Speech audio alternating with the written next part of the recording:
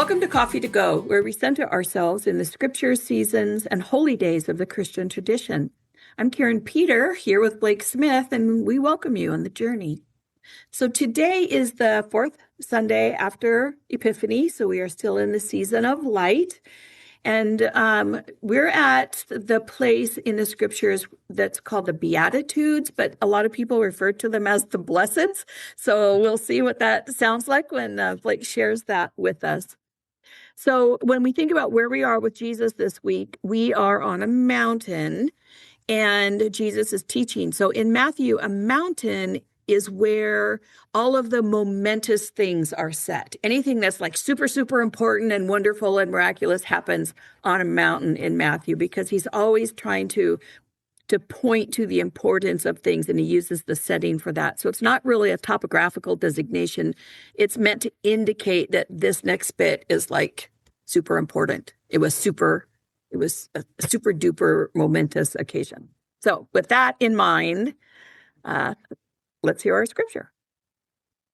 All right. And as I'm sure everyone is already aware, the Beatitudes, or the Blesseds, are found in the 5th chapter of the Gospel of Matthew, and it is the first... Nobody is aware of that, Blake. When you say come on, everybody. Is aware of that. Nobody knows that. All right. In the Bible, that's what we know. It's in the Bible. I hang out with the wrong people. There you go. No, I've been in conversations with... My apologies, listeners. My apologies. We are in the 5th chapter of the Gospel of Matthew, and it is the 1st through the 12th verse.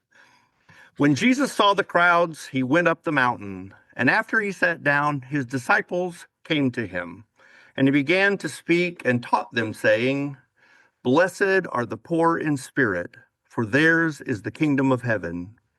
Blessed are those who mourn, for they will be comforted. Blessed are the meek, for they will inherit the earth. Blessed are those who hunger and thirst for righteousness, for they will be filled. Blessed are the merciful, for they will receive mercy. Blessed are the pure in heart, for they will see God. Blessed are the peacemakers, for they will be called children of God. Blessed are those who are persecuted for the sake of righteousness, for theirs is the kingdom of heaven. Blessed are you when people revile you and persecute you and utter all things of evil against you falsely on my account. Rejoice and be glad, for your reward is great in heaven. For in the same way they persecuted the prophets who were before you." So why does this matter? Couple of things. I want to first point out that at the beginning in verse 1, when it says his disciples came to him, we might think we're talking about the 12 disciples that he had called to be with him. But these are followers of Jesus, disciples in the broader term. So just want to make that clear, because that's really important as we look at to whom is God saying, you are blessed. Right. You are blessed. Right. So the other piece, and I just got home from a trip to the South, and so this is kind of important for me. When we say blessed are you, it has a lot of meanings, and specifically in the South, you might be confronted with someone who says, well, bless your little heart. That isn't always a positive thing. That's not what Jesus is doing here. That is not what Jesus is doing. And be forewarned, if someone says that to you, that's probably their way of saying, oh, you just don't get it, but bless you anyway. Which Jesus has a tendency to like say out loud to disciples. That could be part of it with Jesus. But anyway. What's important here is that blessed conveys, it talks about, it refers to those upon whom God's divine favor rests. So he is sitting with these followers of Jesus, followers of his, and they represent the marginalized and the poor and women and children and outcasts. And he is essentially looking them in the face and saying, blessed are you for all of these things. that majority of Jesus followers are not the elite. They're not the rich and powerful. They're not seen as being premier or lifted up in any way. It's the poor. Again, it's the vulnerable. It's those people who are receiving God's favor in these statements. So that's just important for us to hear that these aren't just general statements, and it's important for us to acknowledge or recognize who the audience is. Another thing about this is that the blesseds come in three groups, basically. So the first ones straight out name the marginalized in the crowd. And Jesus blesses them with divine favor. It's the poor in spirit, it's those in need of comfort, and the meek.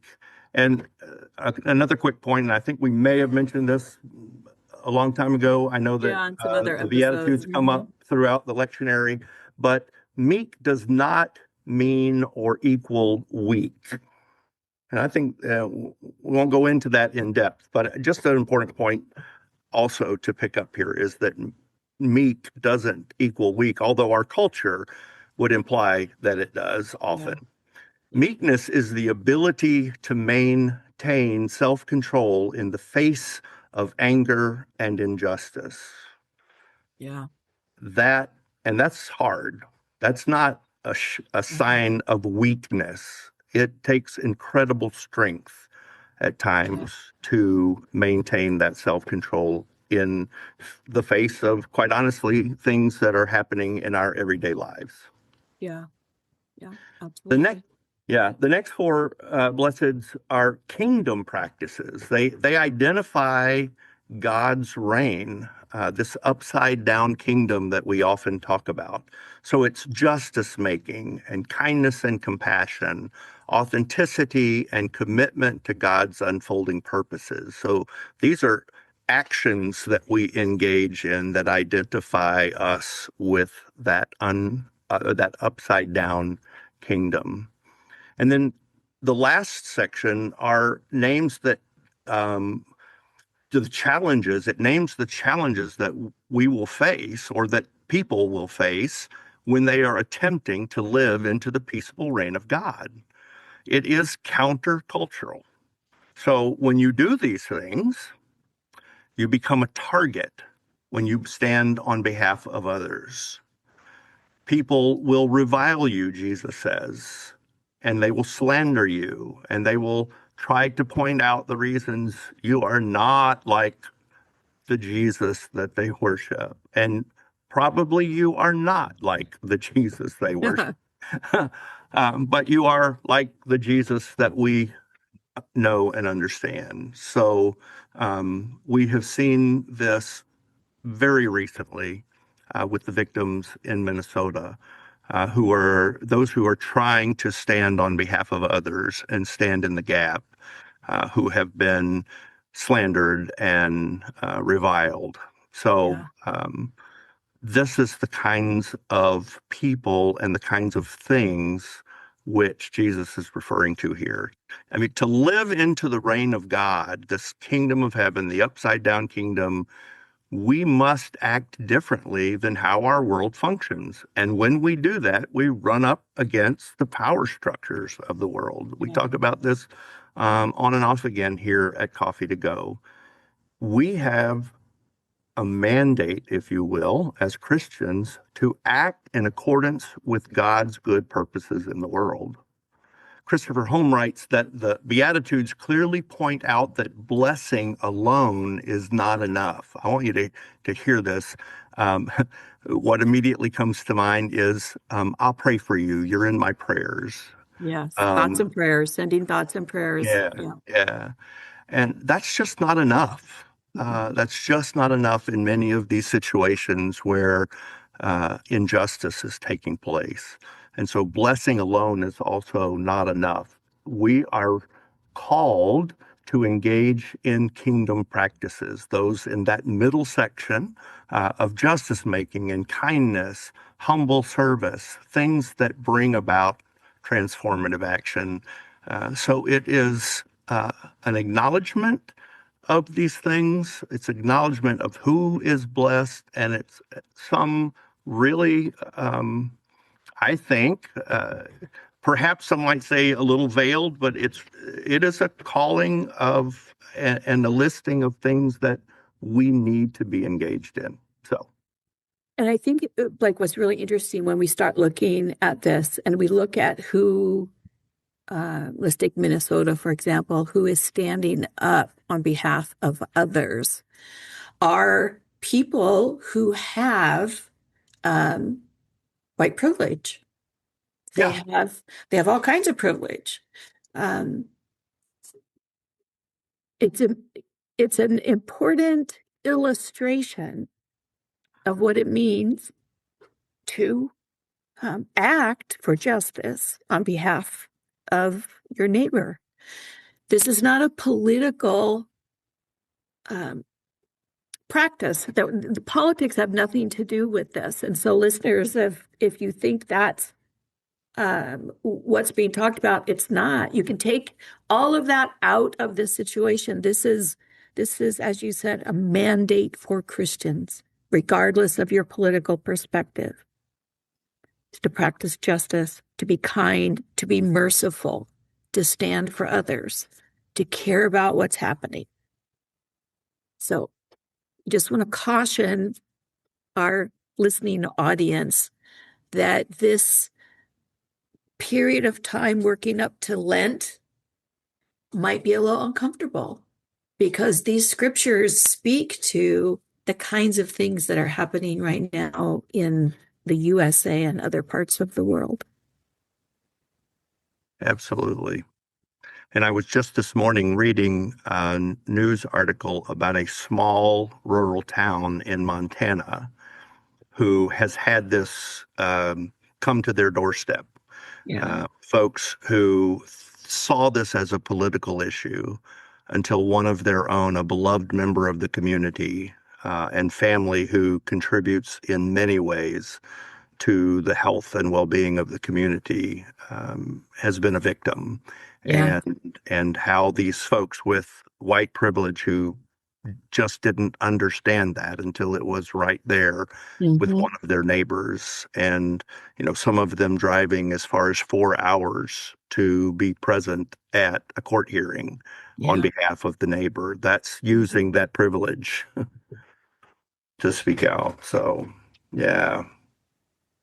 So some questions that we might ask ourselves, and folks, we really need to be asking these questions of ourselves in the midst of all that's going on, as we live ourselves into our best form of discipleship or following or being Christ-like. It's not about politics. It's not even about membership in a denomination. It's about Mm-hmm. living that call in our lives individually and corporately. So, some questions. Who is poor in spirit or in need of comfort where I live? This isn't just happening on the other side of the globe or in the next state. Um, there are people who we encounter daily who are in need of that acknowledgement.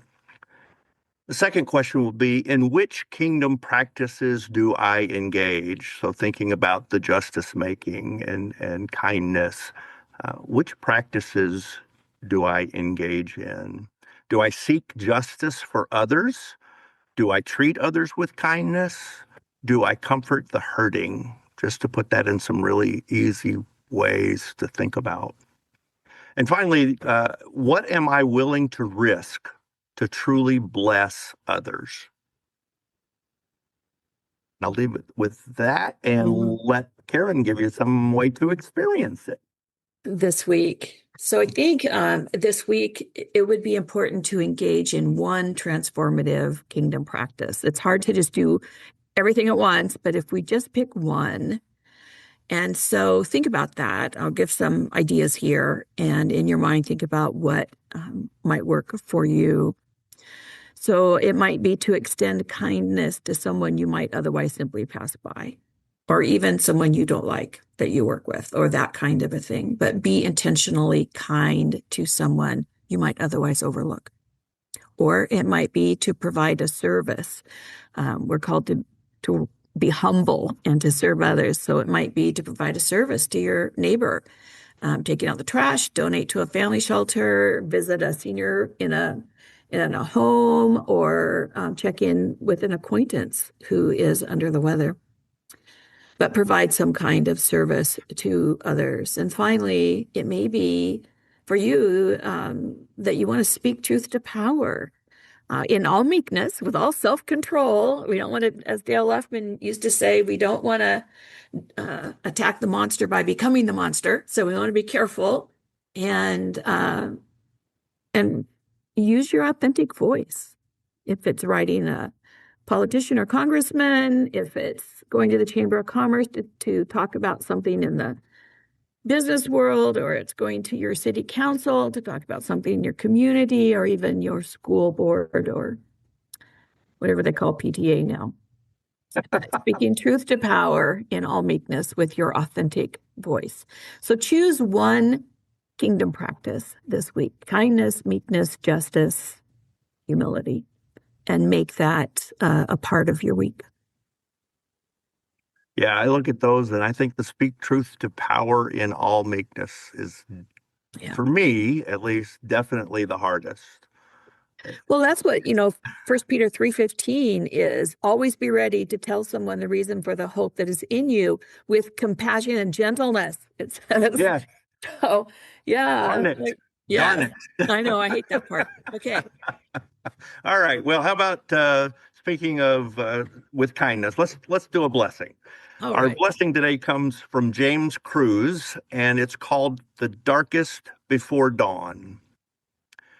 3 days into the new year, and despite the lack of adequate light, our white Phenopolis orchid has eased open a third delicate bloom, perhaps coaxed by the warmth of the wood stove a few feet away. The orchid thrives in its tiny pot shaped like the shell of a nautilus, sending out new stems and glossy leaves, its aerial roots, green at the tips, reaching upward like tentacles to sip the morning air. These blooms stir something too long asleep in me, proving with stillness and slow growth what I haven't been able to trust these past few months, that hope and grace still reign in certain sectors of the living world, that there are laws which can never be overturned by hateful words or the wishes of power-hungry men. Be patient, this orchid seems to say, and reveal your deepest self even in the middle of winter, even in the darkness before the coming dawn.